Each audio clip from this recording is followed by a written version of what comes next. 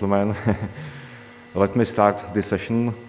Good morning to everyone. My name is Milan Bielik and I came from the Pilsen from University of West Bohemia and I am chairman of this session. I hope it will be successful, although it is only half and a half.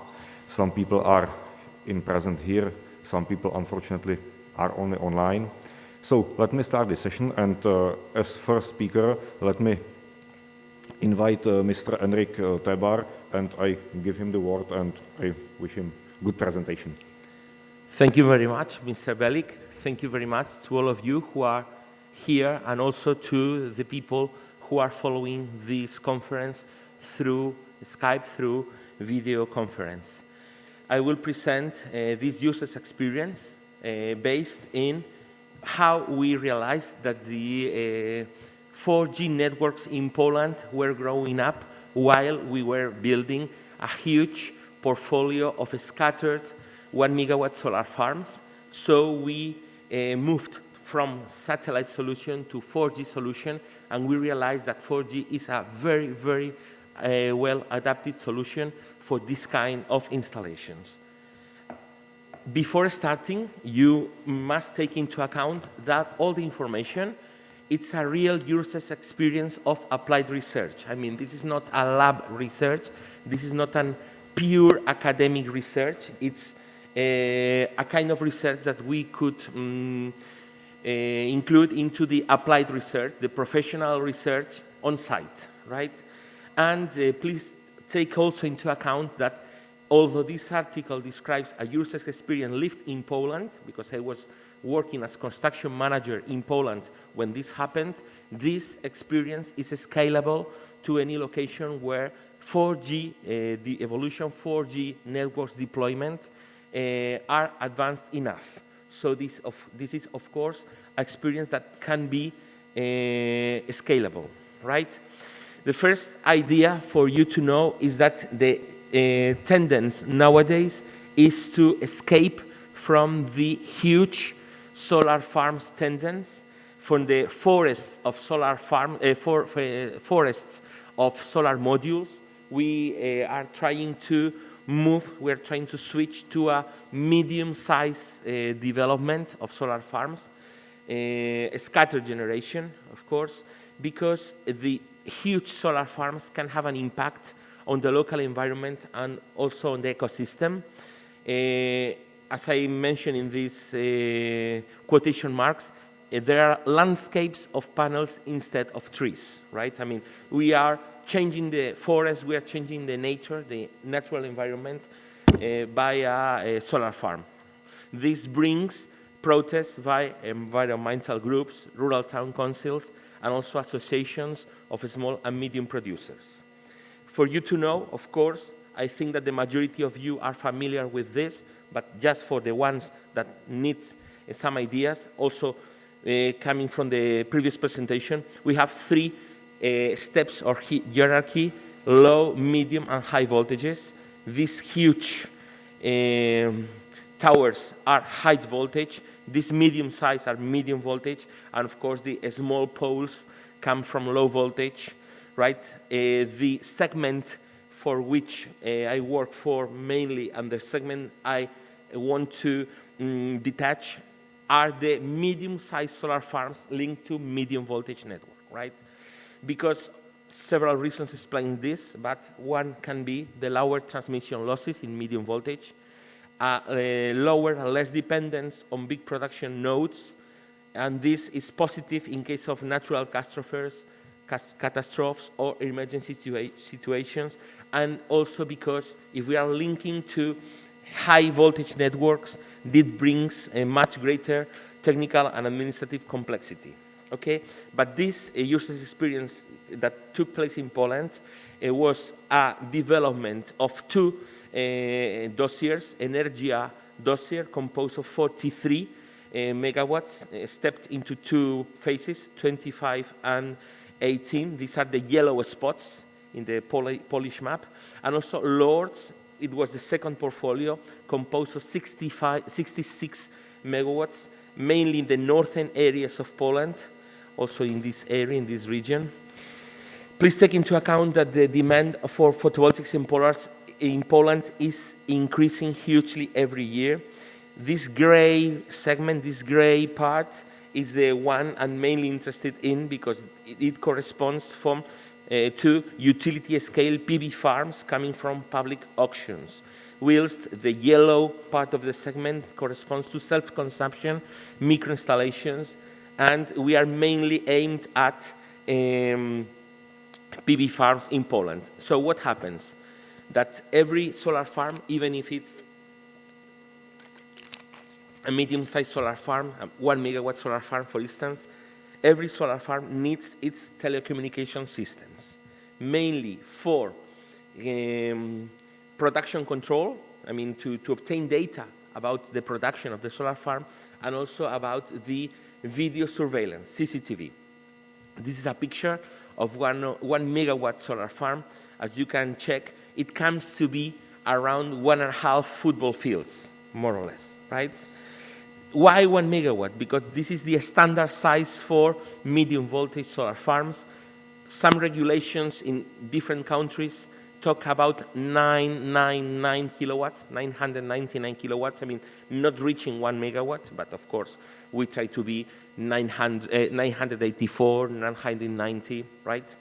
And the telecommunications needs, as I was telling you, are on one hand the production control, and on the other hand the CCTV.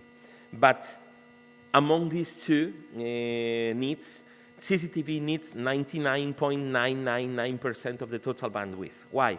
Because the CCTV at the end is high definition video streaming, whilst the production control is just text files with the figures of the production and also the meteo data. So the number of necessary cameras depends on the perimeter area ratio. Just as a reference for you, for a 1 megawatt solar farm, more or less a square, right, with a big area depending on the perimeter, it comes to be eight surveillance points, 8 cameras, right? We were mainly using visual range technology. Why? Because for these medium-sized solar farms, thermal technology is too expensive.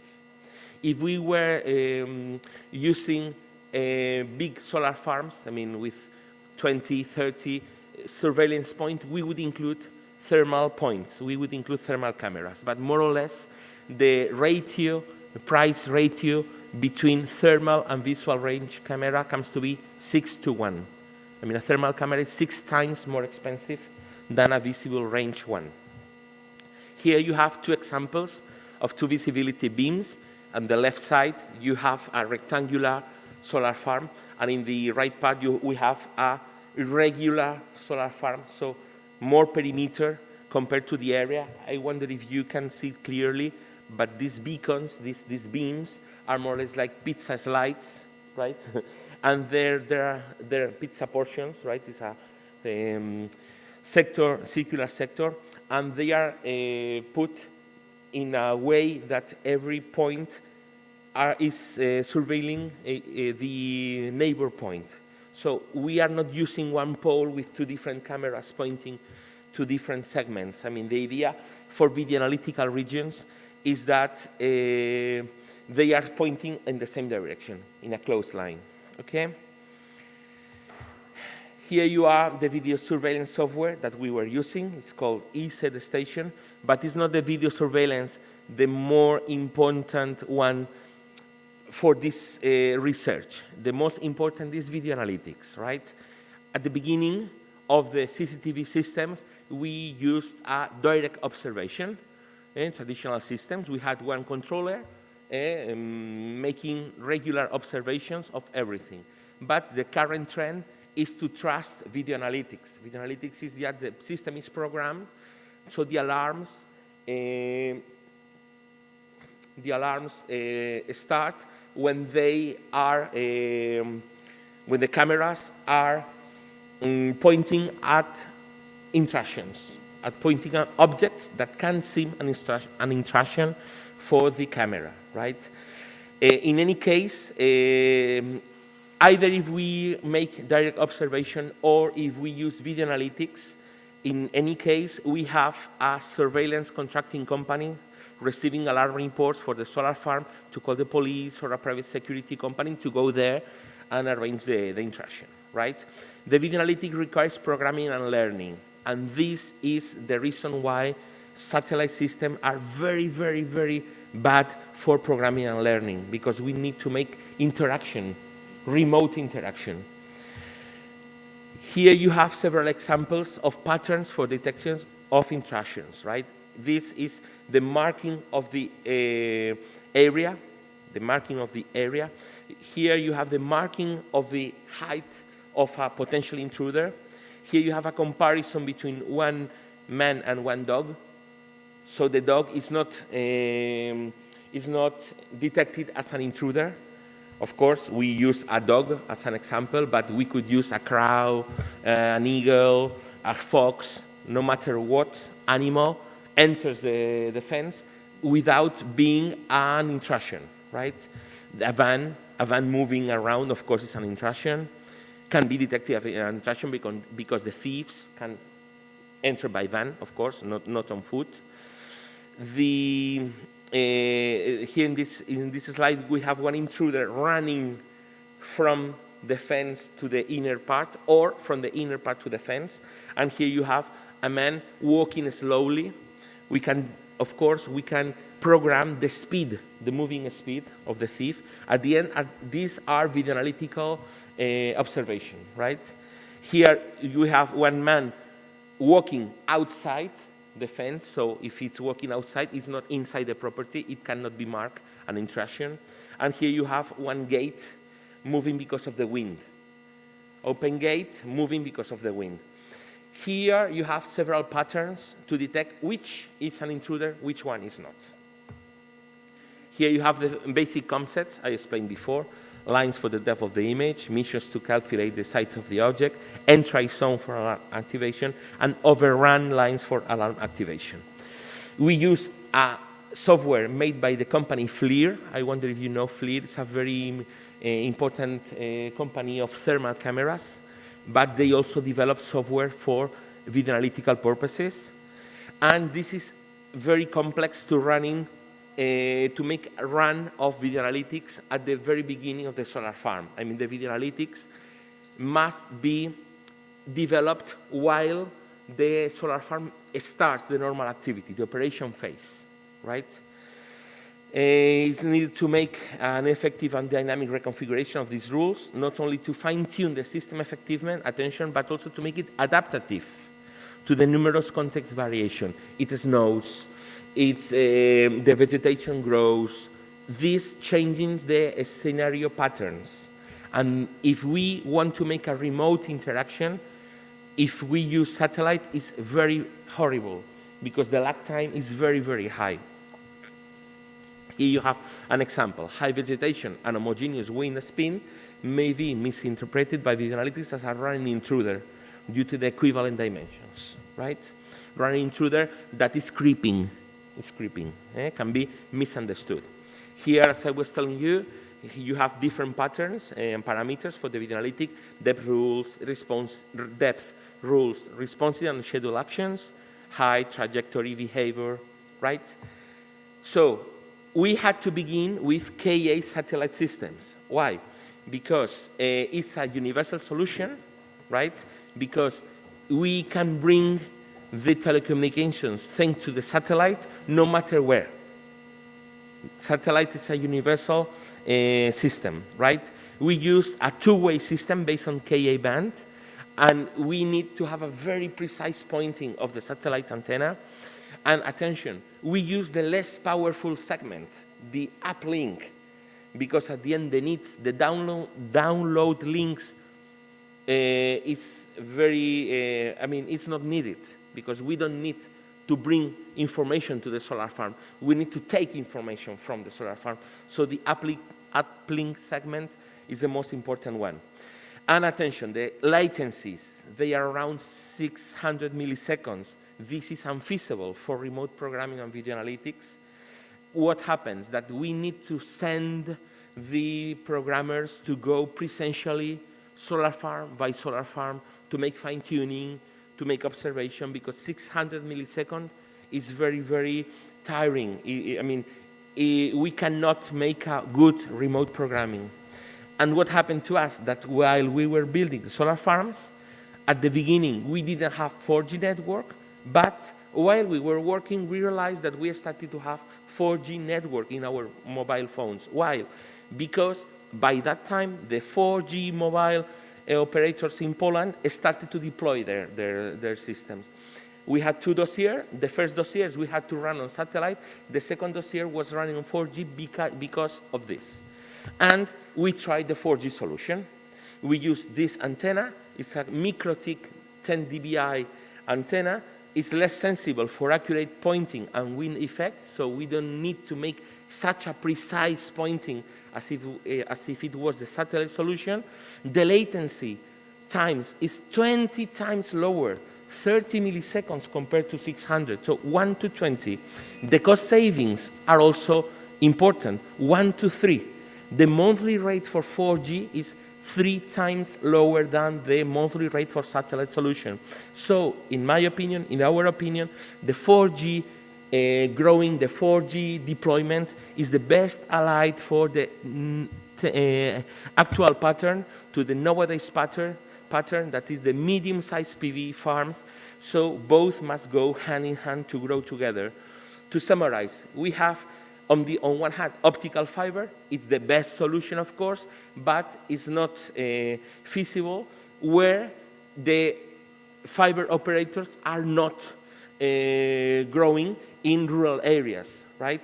4G, as I told you, is the best solution, but the disadvantage is the possible saturation if we have a lot of users in this area, especially in tourist area, and attention because the system may downgrade us to 3G, 2Gs, if the 4G channels are used. In that case, we have Ka satellite as a backup, as an alternative solution for this case. And finally, and this is the last slide, we have the real needs for a PV solar farm systems.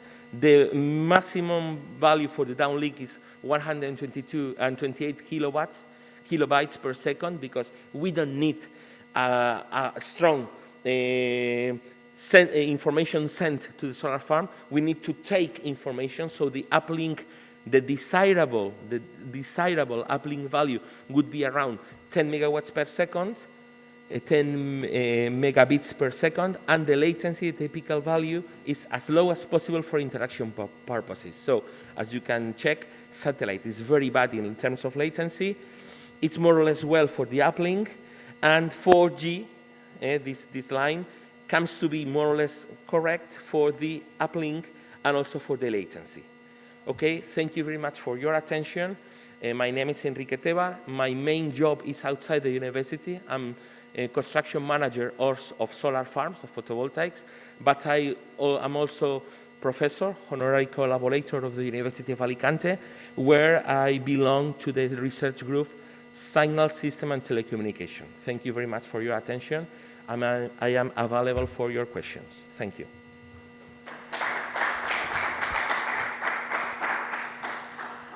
Okay, thank you for a very interesting presentation. Also, you mentioned it is not scientific, but it was very interesting and very close connected to photovoltaic systems.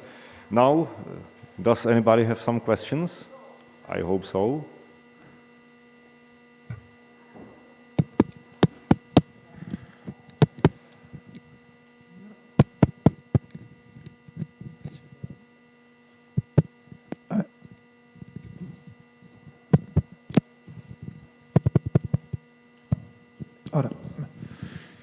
Thank you for your presentation. It was really interesting. I think the question that arises to my mind is, have you considered using the new generation of satellite connection? I'm thinking of Starlink or such kind of things that allegedly provide a really good downloads or upload speed and low latency. So you are talking to me about mixing both? Yeah, well, or instead of, or instead of the K-band satellite connection. KU, for instance, another band, another satellite band. Yes. It depends, because if you want to run on satellite systems, you must rely on the operator solutions. I mean, in our case, we use two-way solution. We had one carrier working with the Eutelsat satellite, and they were running on Ka band. I mean, if we would like to run on Ku band, for instance, or C band, we would have to find a feasible operator offering us a suitable pack, a suitable connecting pack with a suitable bandwidth and a suitable latency times. And among the satellite solution, the best one is Ka band two-way system with this carrier working in Eutelsat satellite. Of course, this is a solution for Europe. If this was developed in America, Asia, another continent with another satellite services, maybe it's not two-way. We would use another one, but this experience has taken place in Poland, in Europe, and this is the system we have worked with. Thank you. Some more questions, please.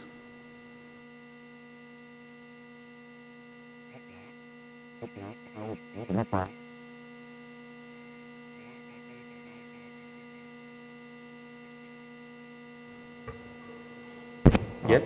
No, now it works. So you were talking about 4G solution, and my question is it sensitive or harmful against some disturbations? I think it is more harmful than the satellite solution. So I tell you, 4G, of course, we can have loss of signal in case of heavy rain, but we have also loss of signal for satellite solution in case of heavy rain. I mean, the availability degree is also reduced in both cases. At the end, as I mentioned in this slide, the best solution is optical fiber. So, to give you my word, if we had to build a huge solar farm and we had to think about how to bring the gateway to the internet, I would bet for optical fiber. I mean, I would talk to the providers and I would make an investment of bringing optical fiber, because the communication needs of a huge solar farm are also huge, because we can talk about 100 cameras, right? I mean, it's such a huge communication system that maybe the best option is to deploy optical fiber up to the solar farm. But for a medium-sized solar farm, as I was telling you, and this is at the end, it is the leitmotif of my presentation, 4G nowadays is the best option. In case of deployment of 5G, 5G is also great, but 5G is a very beginning technology. It's a very new technology. So maybe within 10 years' time, we will be here again, and I will tell you that 5G is very deployed, and the 5G is a very good solution even for huge solar farms. But nowadays, with the existing technology and the existing trend of development of solar farm, 4G, LTE category 4, is the best adapted one. Mm-hmm. Okay, thank you for answers. Does anybody has question?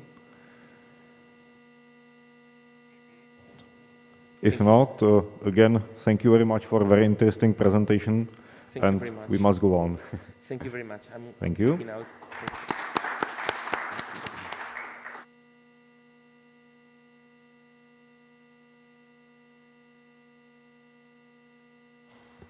And now, let me introduce Mr. Debasish mahmdar from India, who will present, unfortunately, only online, but I hope it will be also interesting for all of us.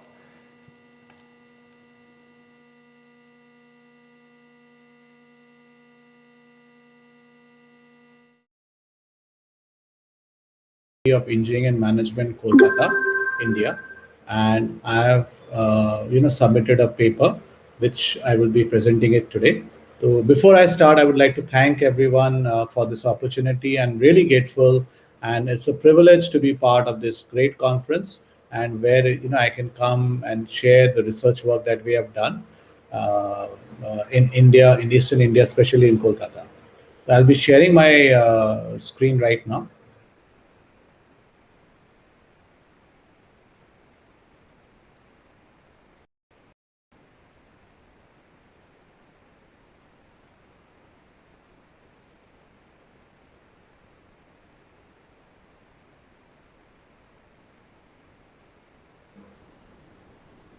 Yeah, I'm sure you're able to see my screen. The topic for today is the new PV metrology for performance appraisal of polysilicon PV module in Eastern India, climatic zone. The paper ID is 288-21.-Majumdar and is presented by Debasish Majumdar, University of Engineering and Management, India. And I would also like to, thank and really appreciate the help from my PhD guide, Dr. Shudipa Basupal, and Dr. Rajiv Ganguly, who is also a Dean of University of Engineering and Management and a very renowned professor of renewable energy in Eastern India. But before I begin, I would really like to, also talk about a major solar, progress or installation happening in India right now. We are going through a target of 125 gigawatt installation going on across India, where by 2022, where around 40 to 50 gigawatt is already done, and 30-40 gigawatt is on the verge of being installed in the next few months, and the others are in the pipeline. So therefore, the huge amount of solar installations happening on ground as well as rooftop. The deployment of solar photovoltaic cells is now a predominant activity happening in India to achieve the large scale penetration of renewable energy sources for access of low cost electric power both for urban as well as rural India. Now, one of the main important factor that comes in is the reliability. As these huge installations are happening across India, these are under the PPA or the power purchase agreement, which are signed by the power producer to the power transmission companies, where there is also a guarantee or a output guarantee that has been given in these contracts. Therefore, the reliability analysis of these essential parameters of this polysilicon solar PV modules is very, very important. And we have done this analysis, especially during the monsoon season of Eastern India, where I'm sure monsoon is a very, very relevant part in this part of the globe, where around 3 to 4 months there's a major rainfall which happens, which takes sometimes 8 to 12 hours in a day.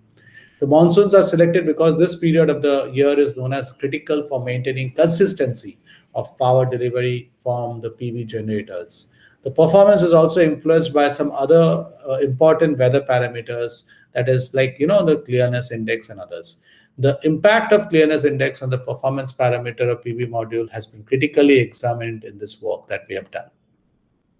Now, the effect of clearness index. The performance of PV module is influenced by an atmospheric parameter, which is called the clearness index, that is denoted as KT.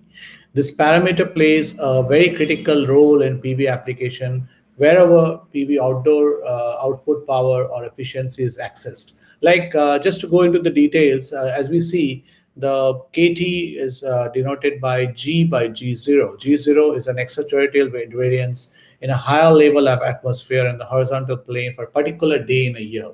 Like, for example, in a particular day, the first day of the year, it is constant, while the other days of the year, the sigma, as we see, changes for every particular day of the year.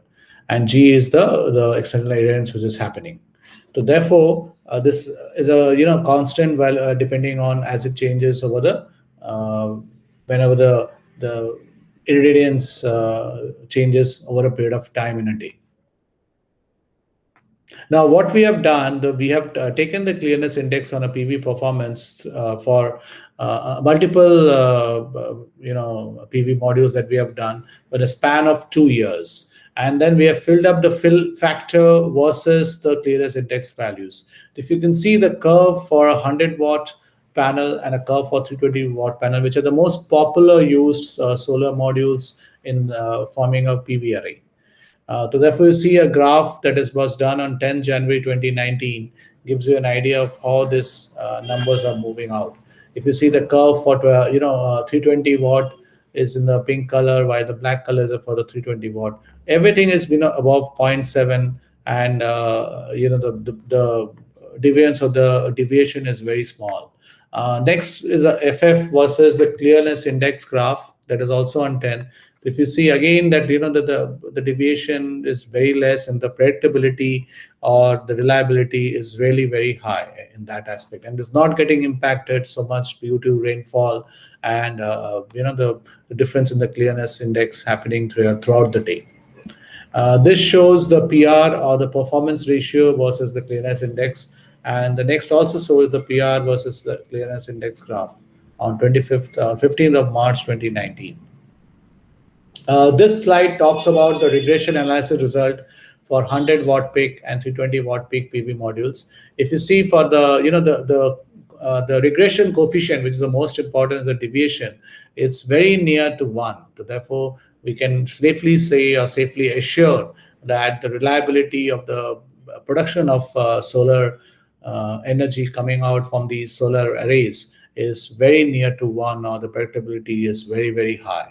And this the reason for this research, or for this paper, is to make sure that the producer of these solar panels are very, from the producer of the solar energy, they can be rest assured that the production of the solar energy will be consistent over a period of time and will not be impacted much depending the clearness index and the different time of the day and the time of the month, which gives sort of assurance both to the solar producer and as well as the solar distribution companies that they can fairly take care of the demand that is coming from the end consumers. So this is sort of a conclusion that we came out with, and these are the references that has been used for our study and this paper and all. And lastly, thanks a lot. I would wish to be physically there and talk to you and have the physical interaction, but I'll surely keep it for next year with entire my group and with my 2 PhD guides in that way. Thank you. Thanks a lot. If you have any questions, please let me know. I'll be more than happy to answer that. Thank you and take care.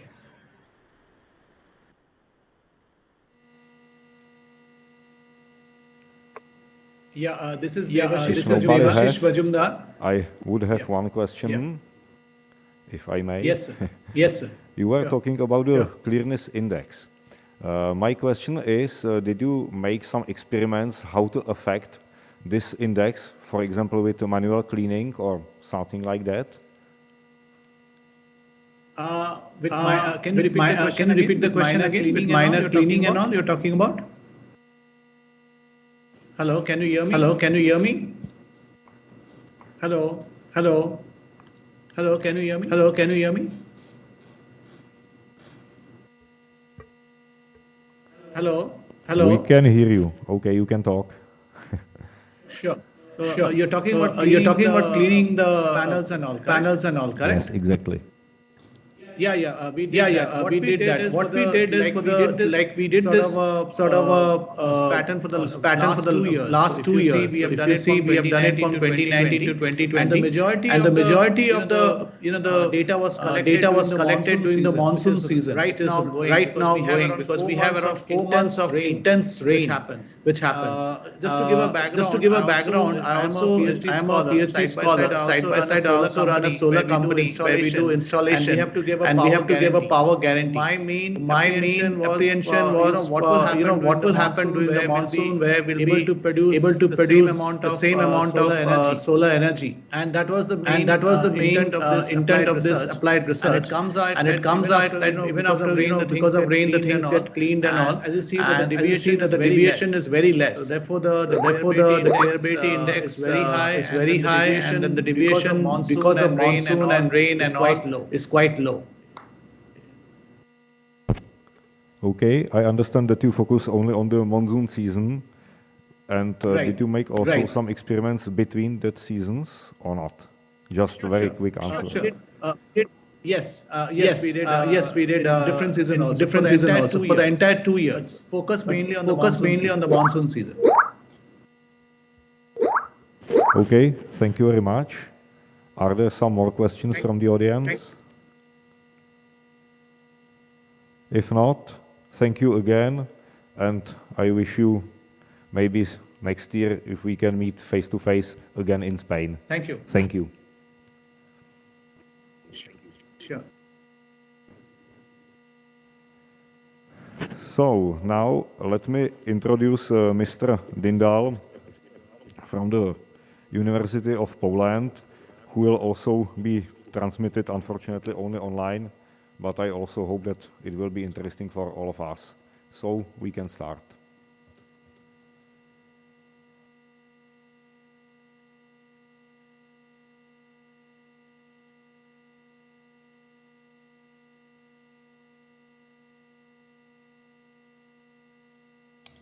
Do you see my presentation?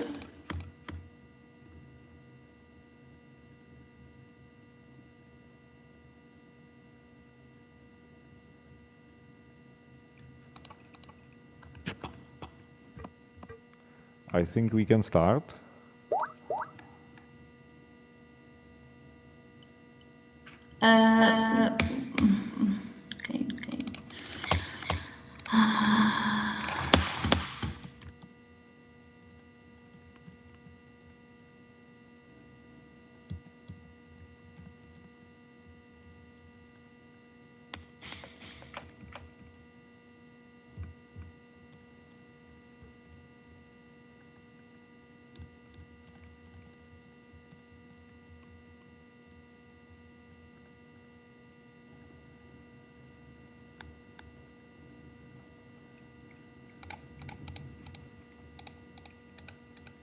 Okay. Okay, can I start? Yes, we can start. Okay, sorry. Okay, thank you for the introduction. My name is Katarzyna Dindal, and I'm from University of Science and Technology in Kraków, Poland. My presentation is about study of the second generation cadmium chloride, copper, indium gallium arsenide thin photovoltaic modules under natural sunlight condition.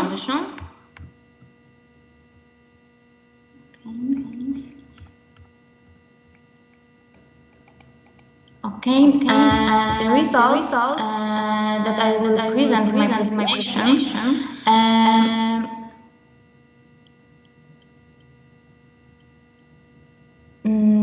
I obtained in photovoltaic laboratory located in the area of the AGH Education and Research Laboratory of renewable energy source and energy same in Minia is here, which is located near Kraków.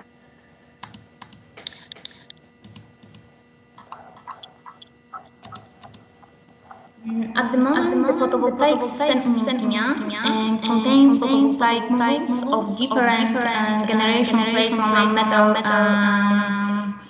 frame structure. In our lab, we also have a photovoltaic tracking system and solar simulator. Okay, but what was my motivation for research? Photovoltaic require more and more precision characterization and measurement methods.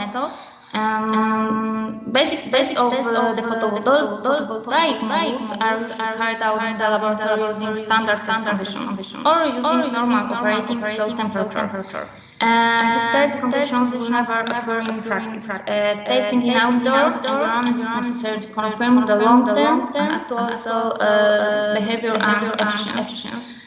Different temperatures and weather conditions will obtain information about the actual efficiency and benefits of photovoltaics. For this reason, it is important to test modules under real conditions in different climates.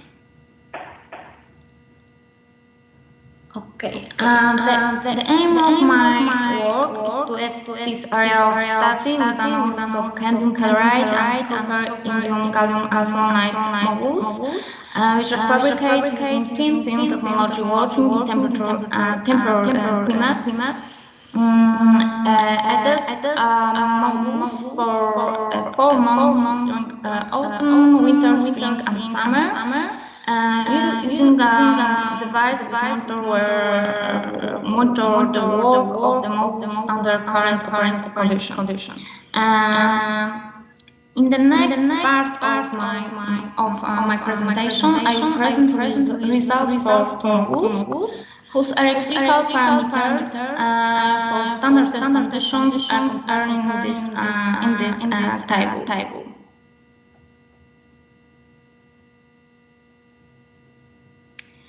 I investigate the daily change in solar radiation for days in October, December, March, and July, and results we can see in figure 2. The highest solar radiation from those days occurs in July. Of course, the measurement results show that the temperature of the model strongly depends on the solar radiation.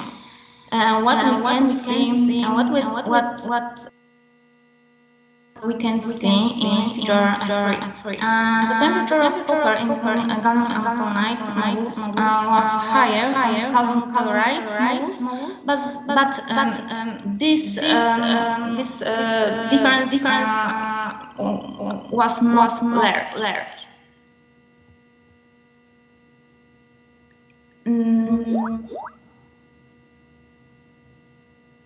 Okay, in the figure 4, present examples of power profiles generated by photovoltaic models in relation to the unit area during one day of October, December, March, and July.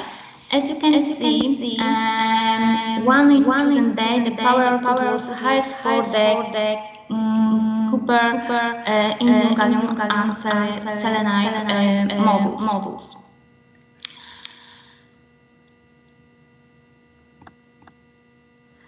As can be seen, the first slide is wrong. Oh, sorry.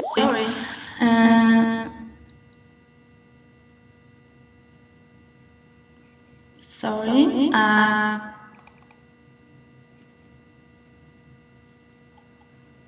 Okay, sorry. Can you hear me?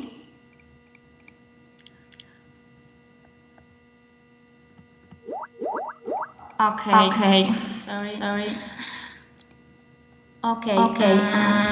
As can be seen from the figure showing power output and solar radiation, the effect of solar radiation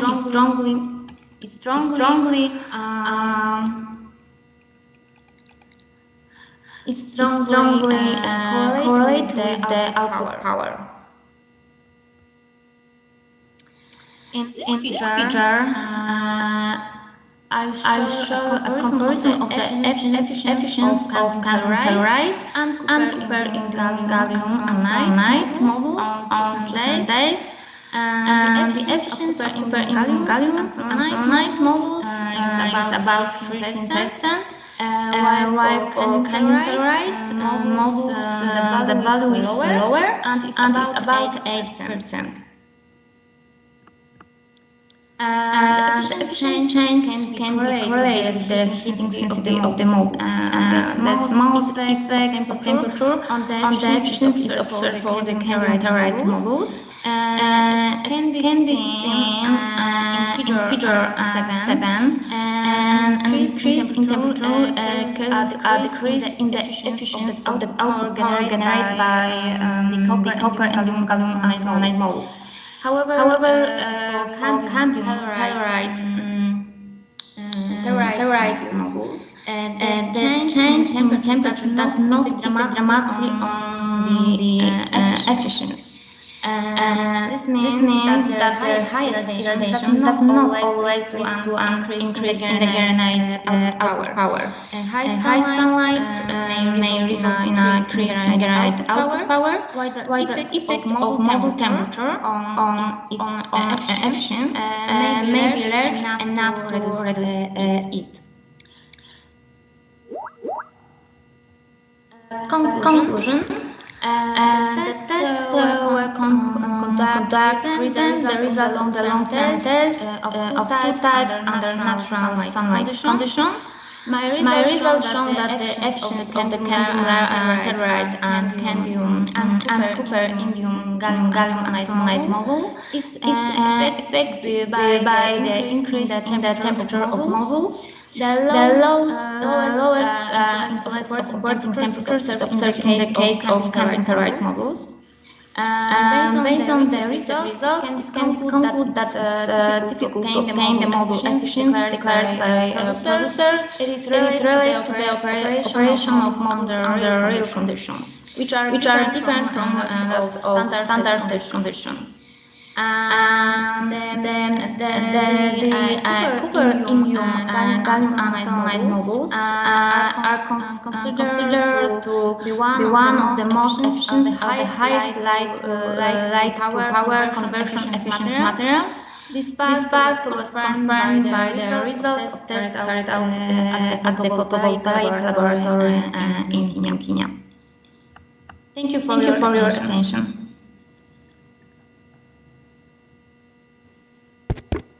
Thank you for interesting presentation. Also, we had some technical problems, but you know it is the situation with online presentation, so it happens. Anyway, thank you again. And now, for the audience, does anybody have some questions? If not, actually, I can see in the chat there is at least one question. I don't know if you can see the chat, if you can see the question. Okay, I will read it for the audience because I'm not sure if they can see all that information. So the question was, do you have a forecast for the start? Now you can answer, please.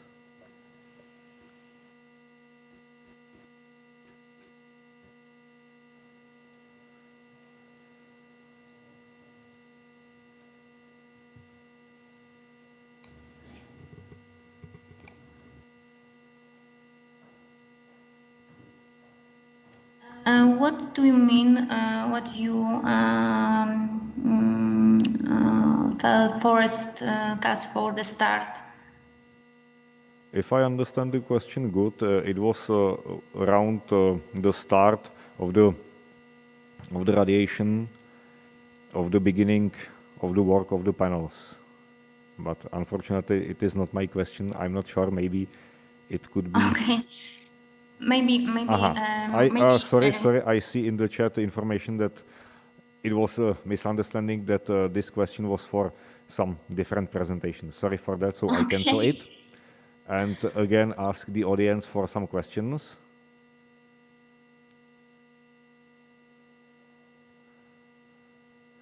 If there are no questions, maybe I would have one. All your experiments were about glass panels, or did you focus also on flexi panels?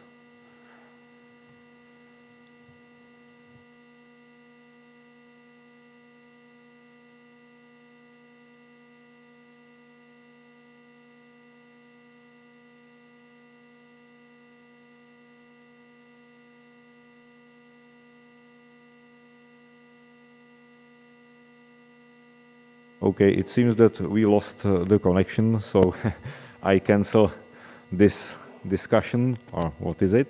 And now, please let me introduce our next presenter, who is Mr. Ramos from Portugal, and sorry.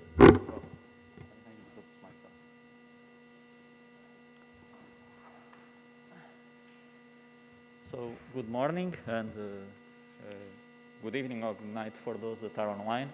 My name is João Soares. I'm a co-author of this work together with Professor Sergio Ramos, that is with us physically here, Zara Foranzed, Inês Tavares, Pedro Faria and Zita Val. We are from the Polytechnic of Porto, north of Portugal. The title of the work was already introduced, and it's Shared PV Production in Energy Communities and Buildings Context. So this work is in the context of energy communities. This has been motivated by the introduction of a directive in the European Union, 2018 and 2001/2001 on the promotion of the use of energy from renewable sources. Basically, the idea, and this directive is being translated to national law, and the idea is that prosumers and consumers at the low distribution level, the low voltage distribution level, can not only consume but also produce and share the surplus energy that is coming from local production, such as photovoltaic panels. So it's like they can sell energy to neighborhoods, their neighbor. And also this law, with this directive, the prosumers can jointly invest, let's say, in rooftop PV panels, so they can take part of, like a company that invests in PV panels, they can take part to invest in larger PV productions. So they can share investment and then they can collect the dividends, the profits of these investments.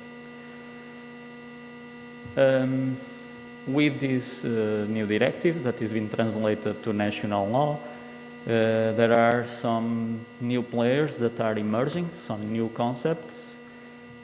Here we have the concepts that can emerge like energy community managers or renewable energy communities, that basically they are a collection of prosumers and consumers in a small neighborhood area. We can have the self-consumption management entity, which we can find already in our national law, so this is the translation, and it will intermediate these energy communities with the distribution grid, so here represented by the DSO, distribution system operator. Of course, at least in Portugal, by the understanding of the national law, there are several advantages by introducing shared PV production. And the one I already mentioned is that the residential, the ones that live in buildings and it's difficult for them to install by themselves a PV panel. If they collectively invest in a rooftop panel, then they can sell energy to the neighbors. So, and the national law also says that in the past, to invest in a PV panel, the maximum value for the power capacity installed of the PV will be half of the contract power. So if I have at my apartment or my house, if I have 10 kilowatt or power contract, or actually 10 kilovolt ampere, so the power contract, I can only install half of that value. But right now with the shared PV, we can install at least the same value of the power contract. So it's the possibility to increase this power capacity by introducing shared PV. With this, we also can have, of course, more attractive tariffs for residential units, and we can contribute to improve the use of PV generation and reduce eventually the use of fossil energy. Of course, there are barriers and challenges for this new idea and concept that is now legalized, let's say. In collective buildings is difficult, especially old buildings.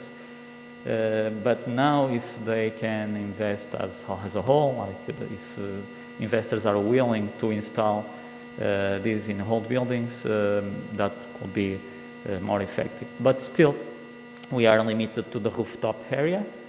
We need in place reliable energy reading data, and for that we need smart meters, good smart meters. Eventually, in a few years, all of the apartments and houses will have it, but it's still a challenge and a barrier right now. So our work is an introduction actually to this topic. So since it's still new in Portugal, but our contributions was to evaluate the final impact on a small case study to see the final impact for each apartment participating in this new shared PV program. We had access to some real data from the apartment's consumption, the common service of the apartment, and also from PV generation from real residential buildings.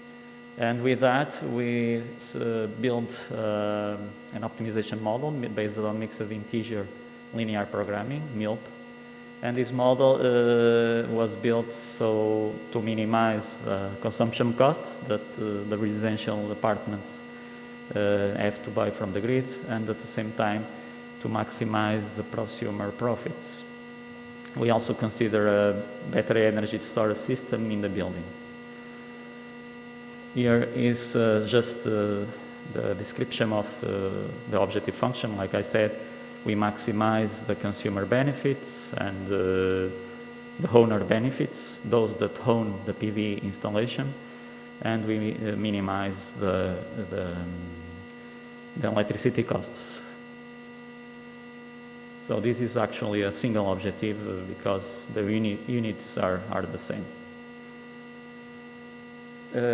In the work, we take some assumptions because, we assumed that the prosumers have the same characteristics in terms of PV power. We also said, okay, we have a building, and we assume that all of them participate in this program, all of them agree to buy energy from this facility if it compensates. And there is an important assumption here is that the price of the shared PV should be lower than the price that they are paying from the retail market, from the grid. And here is just a representation of our model. So as we have a battery that is common to the building and the PV installation.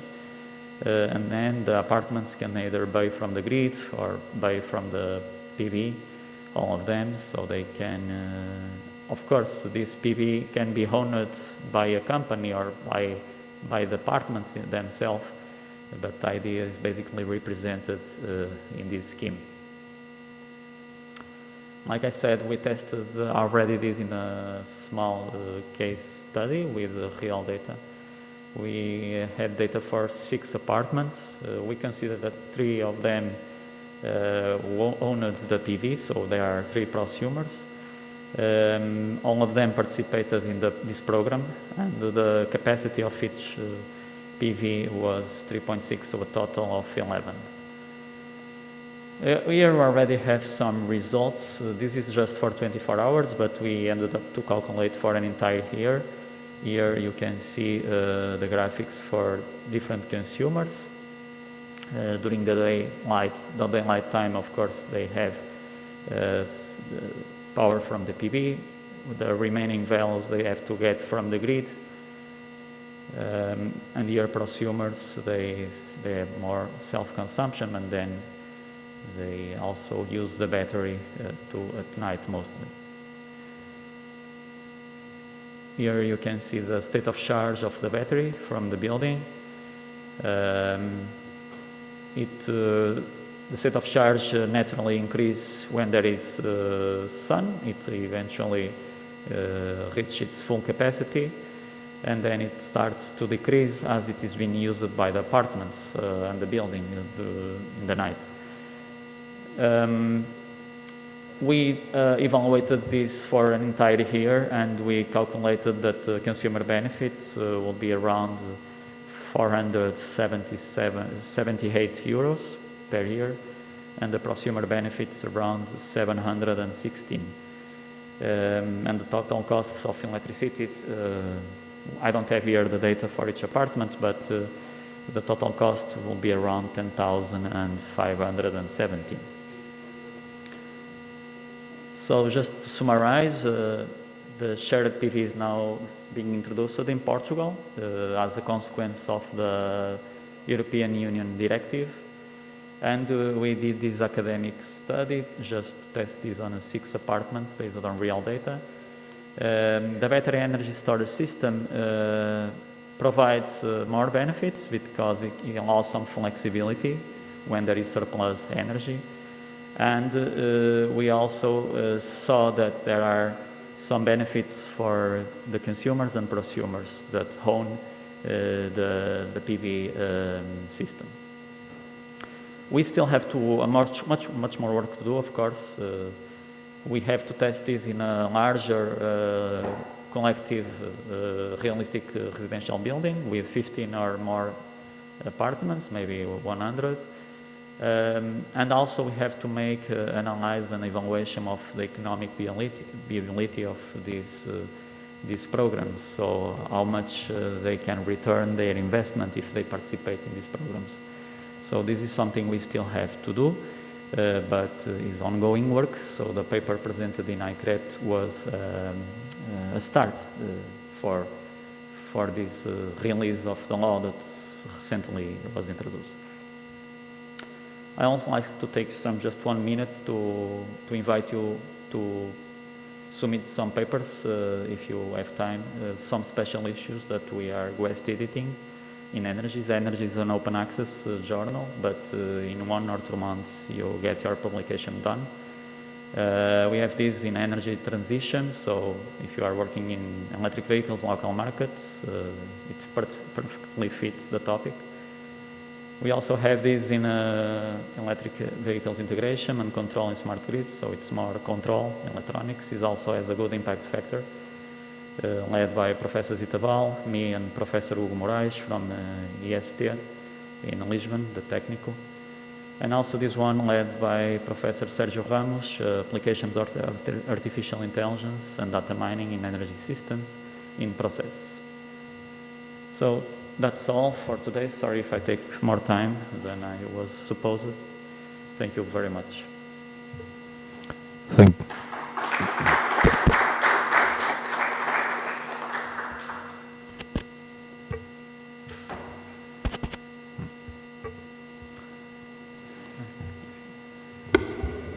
I will use this microphone. So thank you for your presentation. You are perfectly on time. It was the best timing, and personally for me, your presentation was the most interesting because we focus on the same research. So now I ask the audience for some questions, and personally me, I also have some.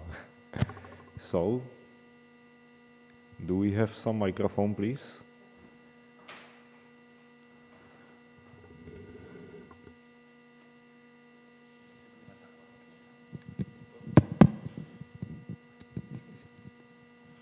Hello, everybody. Was a nice topic, actually, very nice presentation, very clear. My question is regarding, do you have an example of the bill before and after? Yes, as I told you, the presentation, without the shared PV, the cost will be 10,500 for all the apartments. With the PV, the cost reduces because the benefit is actually how much they will save from having the participation in the PV. Yeah. So how big save? Do you know a number? Do you have a number? I showed you here some values. The consumer, I'm sorry, the consumer benefits was 477 euros per year, and the prosumer benefits 716.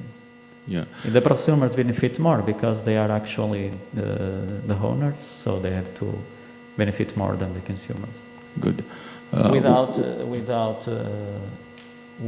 the shared PV, their cost will be higher, so they won't have the benefit. So, yeah. Another comments, please. For centralization, we are looking for decentralization. Yeah. So still there is some centralization if we make the all building together in one solar or one PV. Yeah. What do you think about this? I understand. You are talking about the way. Is a question, right? Yes. You are talking about the way we make optimization, right? The decision. Well, I want to be independent. I want to be independent. Mm-hmm. I'm trying my bill to be independent. Yeah. I don't want to follow grid. I don't want to follow in the same building the solar. Yeah, but there should be It might cost more, you mean? There should be a management entity. The way then the data is communicated, there should be some agreement, or because without this management entity that I talked in the beginning, it's difficult to calculate and to decide who gets who. So in the end, this is still a bit new, and the way we will then decide can be decentralized or centralized, but this is still depends on how you want to do it and how the privacy should be guaranteed. Thank you very much. It was very nice work. Thank you so much for your questions. Congratulations for your exposition, Joao. Muito obrigado. I have one question for you. Yes. You, at one of the last slides, you mentioned a paper about EVs, right? Electric vehicles. But in the experience you are mentioning in the first slides, I wonder how you have considered or how you want to consider the integration of the electric vehicles in a model of urban in-city parking of electric vehicles inside this model of electricity sharing. Why? I have considered months before, and in fact, I would like to start a research from this point, so I would like to be in contact with you in this sense. But please consider that a lot of vehicles are parked in the streets, right? One good way to make the electricity get to these vehicles during the daily hours is from rooftops, urban rooftops, city rooftops, where a community of users are sharing the panels and are sharing the resources, but usually during the daily time, they are not consuming a lot of electricity, but just the fridges, the internet routers, maybe washing machines, but you know that it's not the consumption peak. So I wonder how we can make the electricity coming from these city rooftops or a shared community get into the electric vehicle. Because in my opinion, this model of sharing while your vehicle is parked in the city or in the urban area could be very positive. I wonder if you have considered this, or if you are intending to consider the integration of the electric vehicle, a very challenging actor that's coming to stay and to remain with us inside your experience. Thank you. Thank you for your comment. Nice comment. Yeah, in this work, we just considered the battery energy storage system, but as part of the building, we plan, of course, to consider electric vehicles as part of the building. But in other works I have with other researchers outside of this project, we consider local markets. I'm not sure if you are familiar. And in local markets, it's not like in the building. So buildings can share energy with other buildings and through the local market. And in the local market, vehicles or electric vehicles aggregators, like a parking facility, could buy this surplus energy that is available in a given period, you know. So the local markets, in my opinion, will be the way to, let's say, dispatch or sell this surplus energy that a given building itself, even after self-consumption or selling within the building, cannot dispatch. If it compensates to sell to these local markets, then somebody else might be interested and can be an electric vehicle or a parking facility. So I believe local markets can be a way to export this energy outside of the buildings. Thank you. Thank you. Okay. Thank you for the nice presentation. My name is Peter Kadar from Hungary, and we are dealing with similar problem in practice. And I think so the theoretical way is clear to measure, to settle, to send a bill, and we can spare some money, okay? My question, how does it work in practice? We found that the distribution company is practically against all this game.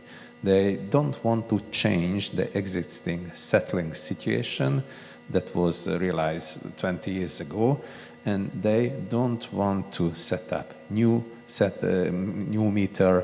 They don't want to make special settling between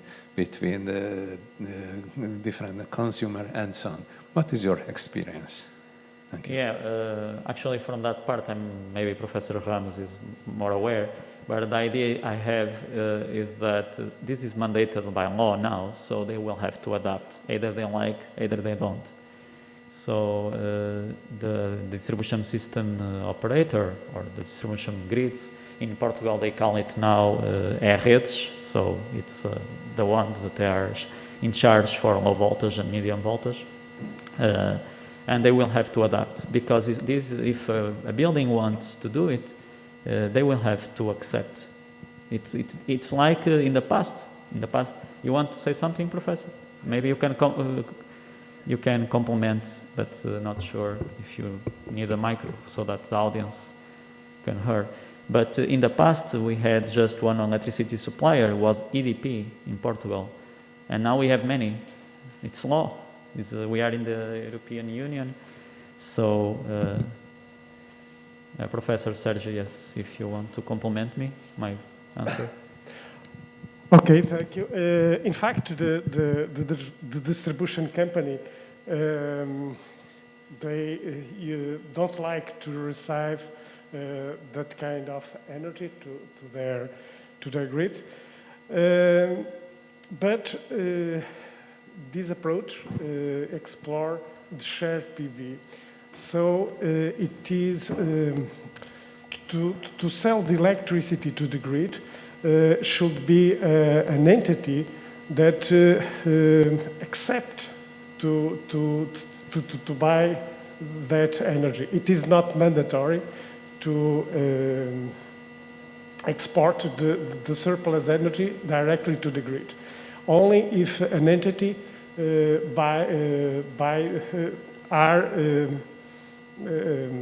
accept to buy that energy from the PV system that belongs to the building. It is not mandatory to export directly to the grid.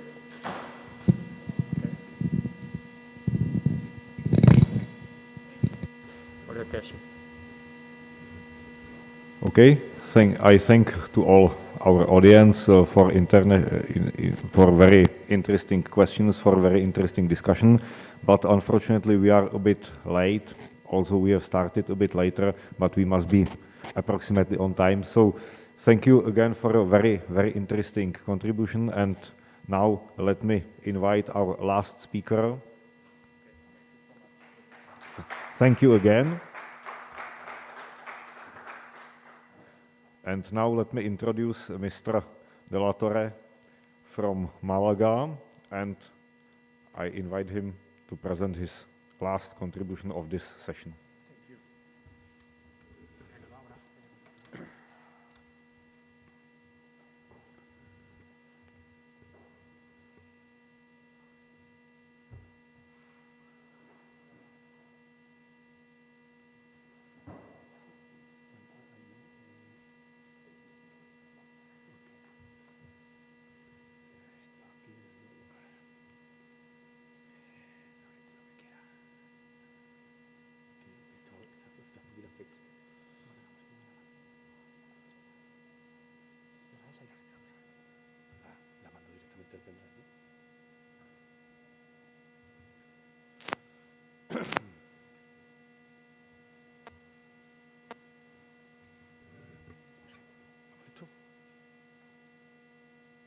Should I start? Okay, thank you very much. I'm going to present a work that I did with a colleague José Ángel Lagos from Iberdrola. This work is partially related with the previous one, and it deals with a similar topic, but I'm going to present it from the point of view of the Spanish legislation, and I'm going to also present a case study, but not with real data, but with some data that we obtained in a different way. So my talk is called Comparative Study of Photovoltaic Self-Consumption Alternatives, Considering the Spanish Legal Framework. And I'm going to divide my talk in 4 segments.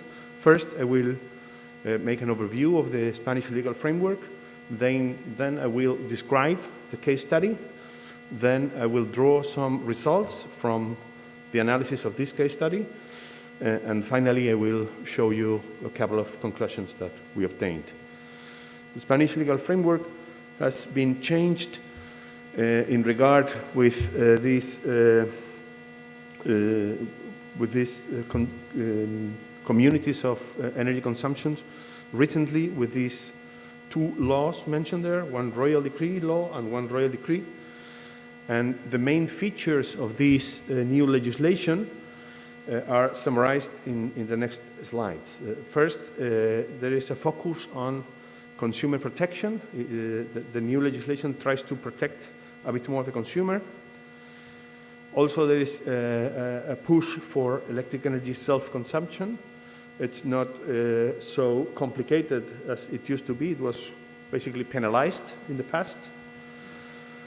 So these barriers to self-consumption have been eliminated, most of them.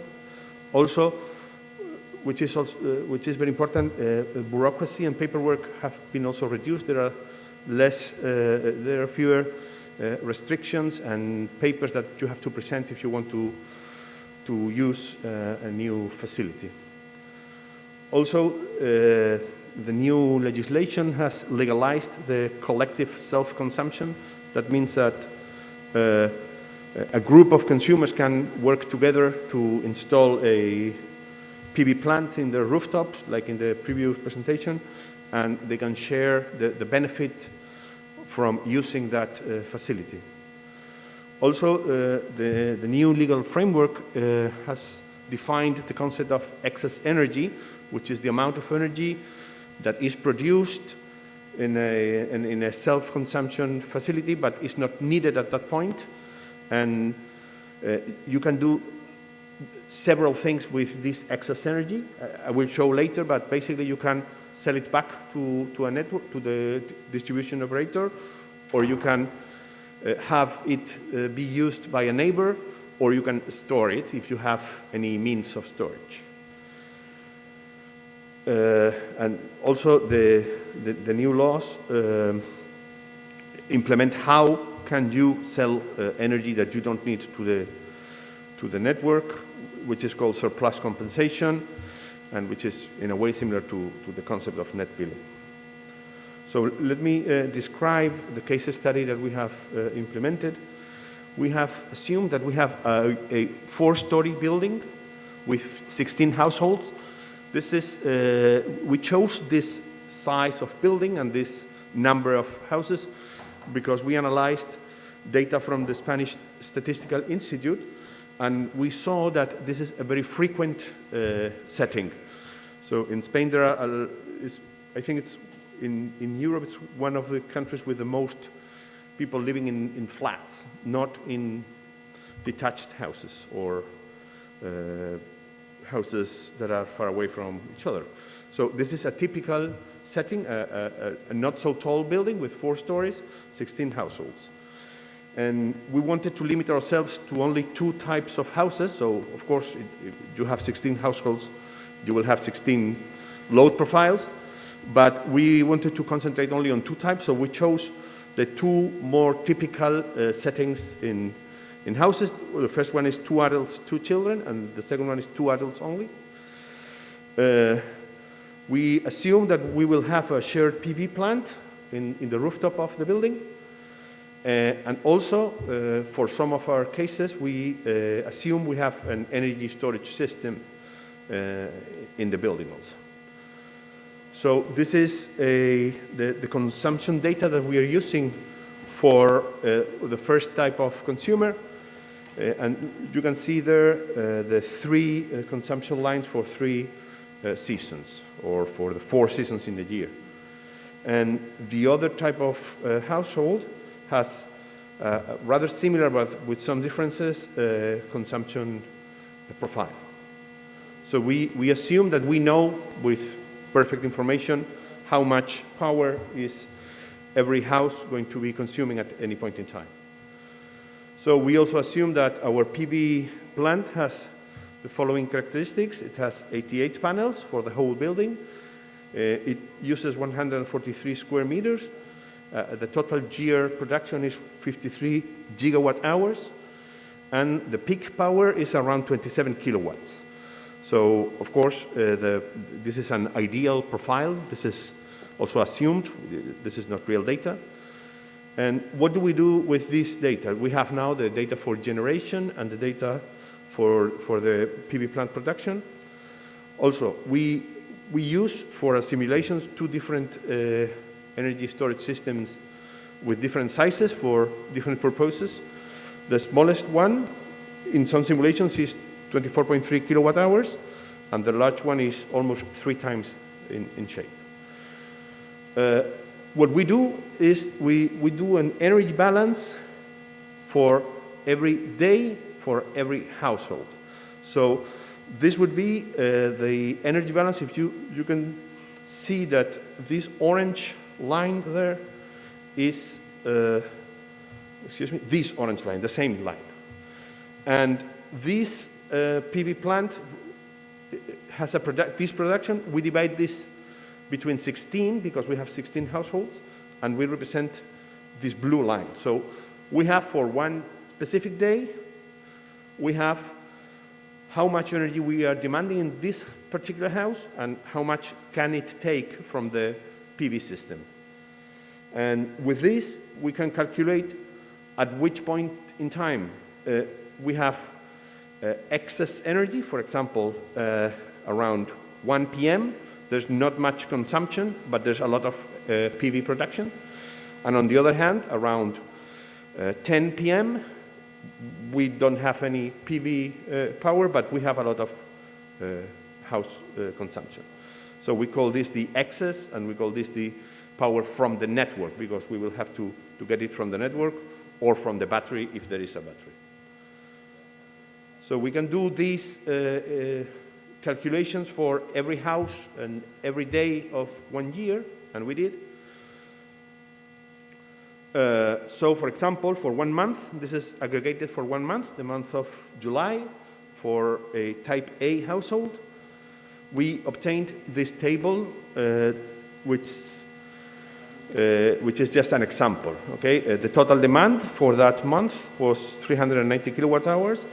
The total consumption from the network was 215. The total consumption from the PV system was 175 kilowatts hour.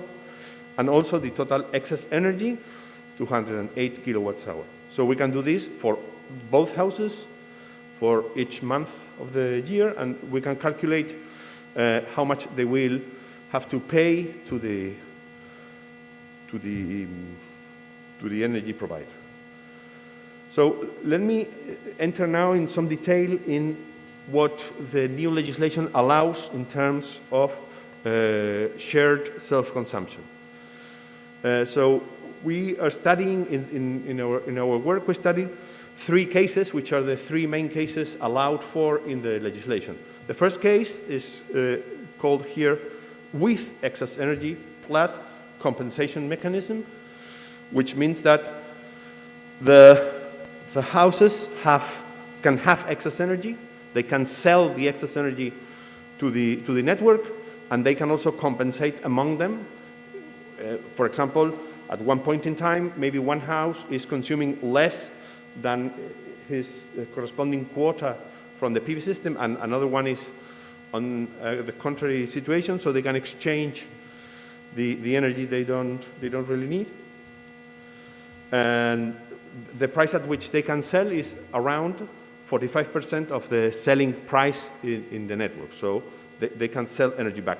So theoretically, for this case, they don't really need a battery. They could use one, and maybe it's profitable, but they can sell the energy back. In case 2, it's similar to the case 1, but you are not selling to the network, you are selling in a spot market. So you don't have to make a compensation with the company from which you buy energy, but you sell in the market. So prices would be probably more profitable, maybe a bit better, but you need a lot of paperwork to enter the markets. So it will only make sense for very big facilities.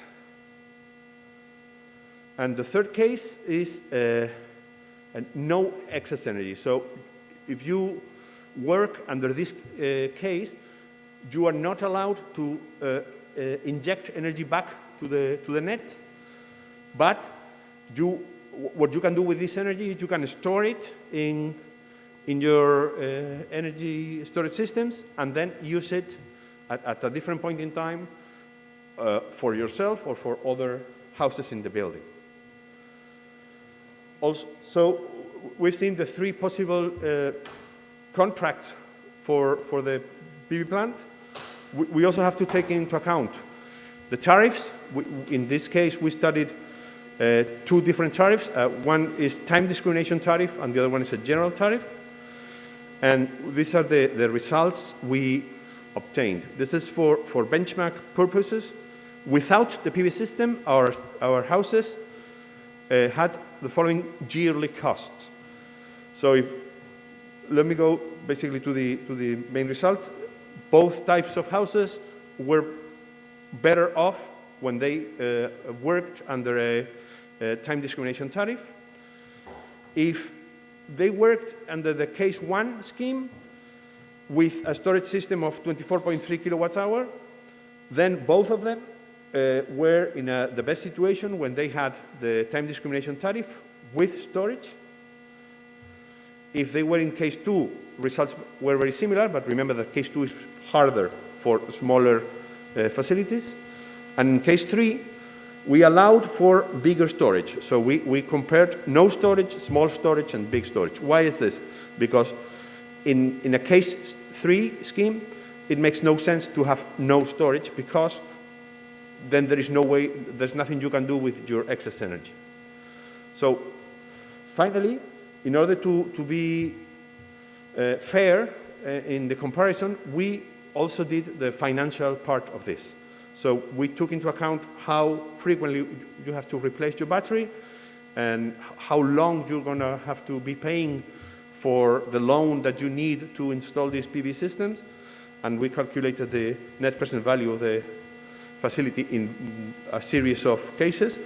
And our main conclusion was that, surprisingly, the best investment is to work in a case 1 scheme with no storage system. So if you have a storage system, you use energy better, but the difference it makes to have the storage system is not compensated with the additional economic benefits. So you will not be able to pay for your battery. So that will be the main result. And I'm trying to be a bit fast here because we're bad on time.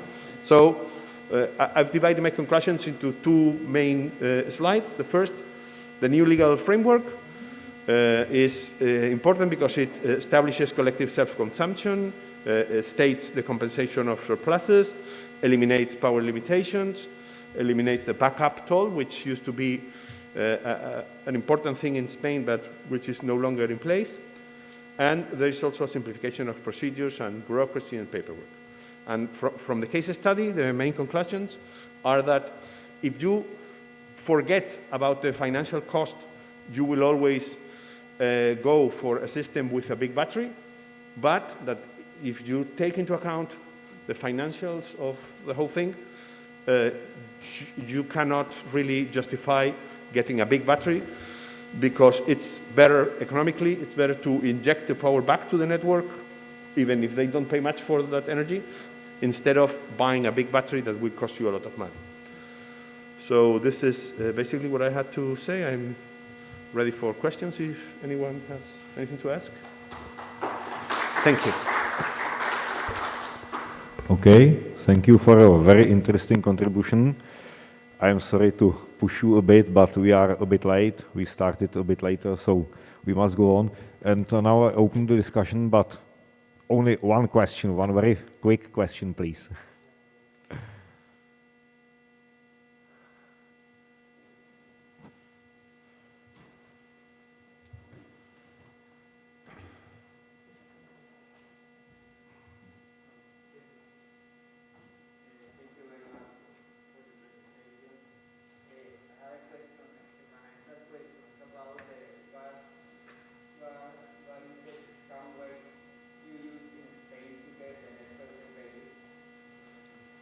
I can't remember the number, but we used the average discount rate for financial operations in Spain. I'm not sure about the number. It's like, I think it was smaller than 10%.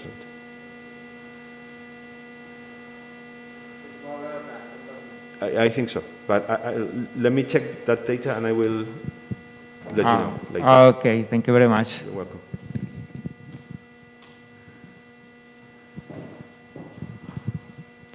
Thank you. I will be very brief. Congratulations for your presentation. Just one question about the investment time, the recovery time. You mentioned about 13 years. In my opinion, it may be a very high return time. Yes, it may be around 8, 9 years. I have seen several studies, and it's not so high. Maybe there is something that you have considered that other authors haven't considered. Yeah, it is working, yeah. Maybe the studies you've seen are for a facility that is for just one consumer, but we're using here a facility for 16 consumers. So maybe this works in the numbers and makes the return for the investment a bit longer. So is the fact of energy sharing the fact that increases the return time? I believe that might be the case. Okay, yes. Thank you. You're welcome. So, thank you for your questions. Thank you for your presentation. Thank you. And now I can slowly close this session. Again, I thank to all presenters for very interesting presentations. I thank to the audience for very interesting questions leading to fluent discussion. But above all, I must thank to the chairman of this conference, to my good friend Manuel, to have the power to manage this event in these very, very hard times. So thank you for everything, and I wish you good luck, and I hope that next year's will be much, much better. Thank you.